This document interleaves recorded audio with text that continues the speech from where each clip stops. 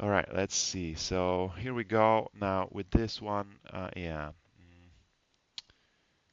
would like to have a little bit more smoothness in that tail skinning probably. Also another problem with this IK spline is that it doesn't really twist, which in this case might not be a huge issue, but you might want it to twist. So if you want it to twist, you could create like a locator, put it there, and put it there, and then you'll do like a tail twist vector locator.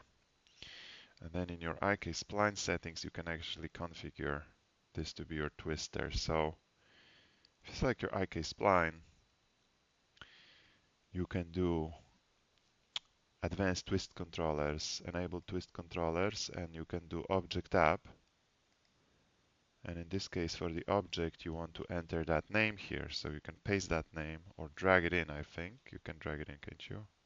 No, you can't. Okay, sorry. Yeah, it's a bit clunky.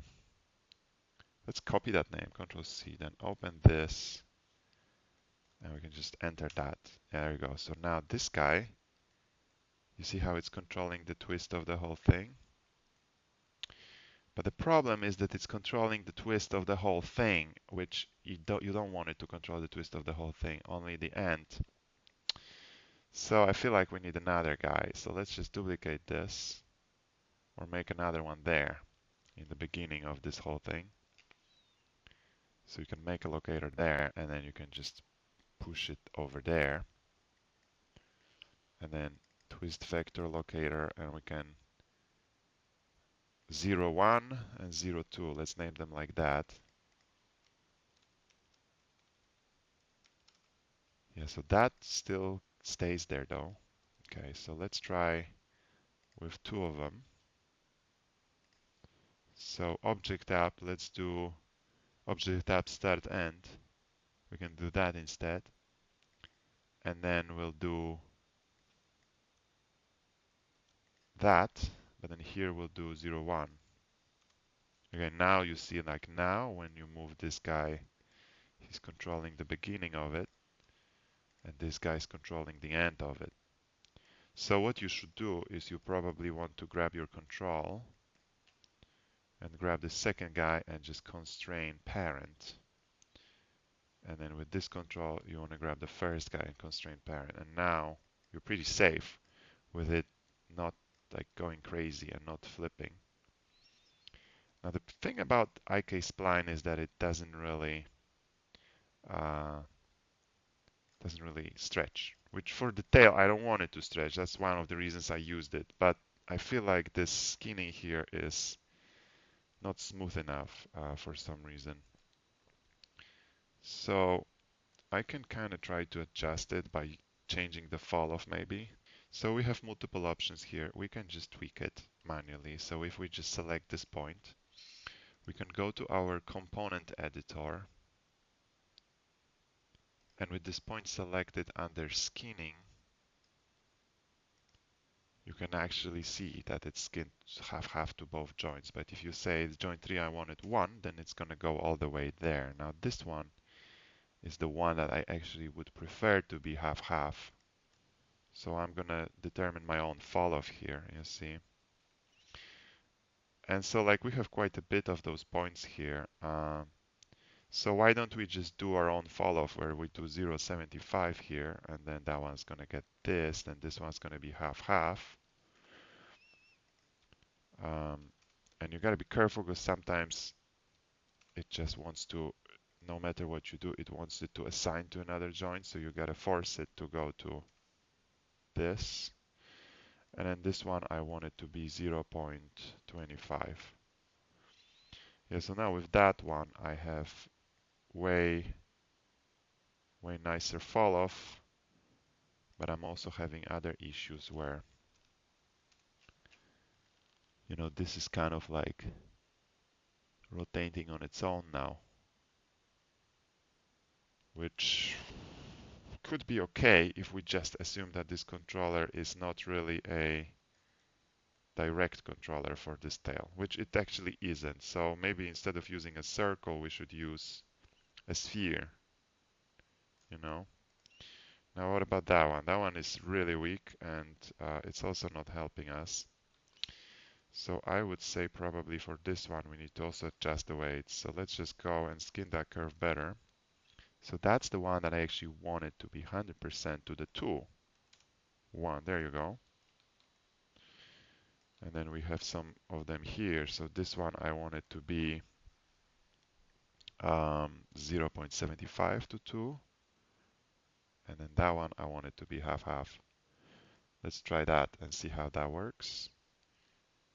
If that works well. So you're going to have this kind of behavior, which is actually really nice for the tail. So let's see. So we have, okay, see, like there is actually a problem with the twist here. Because this is kind of doing that. We can fix that as well. But let's see how this is working together. So this is my simple tail thing. This one can do the middle. And this one can do the end. Hey guys, welcome back. Today I've got something special for all you rigging and game dev enthusiasts out there. If you've ever wanted to master quadruped rigging from scratch, then I've got the perfect course for you. My quadruped rigging course is designed to take you from zero experience to creating fully rigged animated creature, nor prior knowledge needed. We'll go through everything, building the skeleton, skinning, creating controls, and setting up advanced rig systems. By the end of the course, you'll be able to animate your creature integrated in Unreal Engine 5, bringing your game projects to life. The course is available on my website at Cornica3D and also on Patreon. Become a member, support my work, and get access to this course and a lot more. Trust me, you won't regret it. How this is working together. So this is my simple tail thing. This one can do the middle. And this one can do the end. You know what? I'm not loving the fact that this is an FK right now. I feel like it'll be better if it was an IK, honestly. So what I'm going to do is I'm going to unparent this and parent this to my first controller. And then I'm going to have this situation. So when I pull this around, I want this to always be in the middle. So I'm going to grab this and this. So I'm going to grab my first one and my last one. Grab the center here and constrain parent. Let's do that and see what happens. So I'm going to get something like this right now. Yeah. I'm not loving this either. Oh.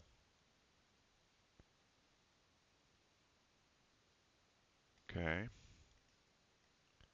Is it something I can animate easily? Not really.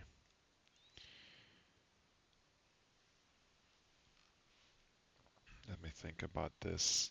Okay, well, first of all, this twisting thing is super annoying. So what would happen if I grab this twister and then group it, and then that group pivot, I can snap it there. All right. So let's just do that. Then, so this is like, let's say the tail twist offset. And then, hey, so here I decided that it'll be better to parent this group under my central tail controller and then zero out its rotation. Another thing I did here is I constrain tail 02 control group. I aim constrained it to aim at tail 03, and that makes it behave much nicer. So try it. So have a look. So this works the best so far. It's pretty flexible. The tail end is not that controllable, but for simple animations I'm going to be doing, that's totally fine. Hey everyone, I'm working on my passion project, Beasts vs. Undead, a turn-based RPG inspired by classics like Heroes of Might and Magic and Age of Wonders, but with its own unique twist. If this sounds like your kind of game, I'd love your support on Patreon. By becoming a patron, you'll get exclusive access to the latest builds, stunning new artwork, in-depth game development tutorials, behind-the-scenes dev diaries, and even the opportunity to help shape the game itself.